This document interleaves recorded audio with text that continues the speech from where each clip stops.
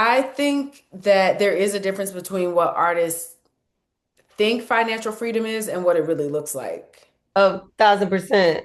Often, artists, we are planning with pipe dreams. And I don't mean that in a negative way. But as an artist, we all have big dreams. I don't care what anybody tells you. Like we have big dreams, we have big goals. When you are trying to plan your life around dreams, Hopes. it's dicey. So often, I think the mindset of an artist is, oh, well, I'll get financially free or I'll get out of debt when I book that big job. I'll do it when. Yeah, I'll do Yes, it I'll when I do book that it. big job. And I'm not really managing my money right now, but when I get that when I got a lot of money, one thing I learned from a financial advisor that I just started working with is like, if you're not managing your money now, when you do make the big dollars, you won't know what to do with it. You won't have the mindset, the skill set, the tools in place to even handle that amount of money. So you need to treat the money that you have like it's $1 million. That's literally what he says. You need to treat it like you already got it. You need to handle it like you already have it. That's the Yeah. only way. I've definitely been guilty of I'll do it when I get X, Y, and Z. Mhm. I also have done a particular thing where I've treated my acting money like I this is not enough money to live off of, so I'm not even gonna try. I haven't treated it like the main income, Yeah. and I've had to adjust from that mindset. I realized that that's limiting because if you only treat it like this is bonus money, that's what it's gonna be, and you will always need that survival thing, or at least like there's a mentality around that. I've been a full-time artist. I've been a professional artist for maybe 18 years, but full time, like no side hustling or nothing, probably for 3, 4. Hmm.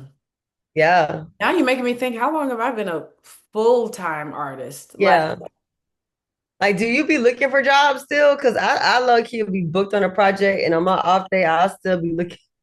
you know what's crazy? So typically, no, but there have been moments in time where I've just, whether it was the strike or it's a slow season, I'm just feeling really down on myself. Like, I will do a little perusal to Give see me a little piece of job. Uh-huh. what's out there. I But ain't good it for it. never really, I will say this, and this is going more into the spiritual, but it never really works out. It don't. It don't. I ain't had a real job in more than 10 years, and I still be looking because It's kind of unhealthy, but I think it helps me cope. Like it's the drama and the theatrics that I like to bring to my relationship with God. He loves me. But it it never really works out. And I've learned to just ride the wave. It is a process though. It is a it is a process. process. It is a spiritual journey, Mhm. but you ride the wave because I mean, there's give and take, right? I feel like our predecessors, from the 90s and early 2000s, like there was less competition. So you were more likely to book if you were just like serious. But also now we do have like you can catch a quick bag off a social media partnership or something. So, a couple times a year, I'll hit a little lick and I'll get, a nice little partnership or, some type of something that I feel like brand endorsements back in the day used to really be exclusive to like athletes and A-listers. Mhm. And the beautiful part about social media is that even if we aren't full-time content creators, we can dibble and dabble because we know how to perform.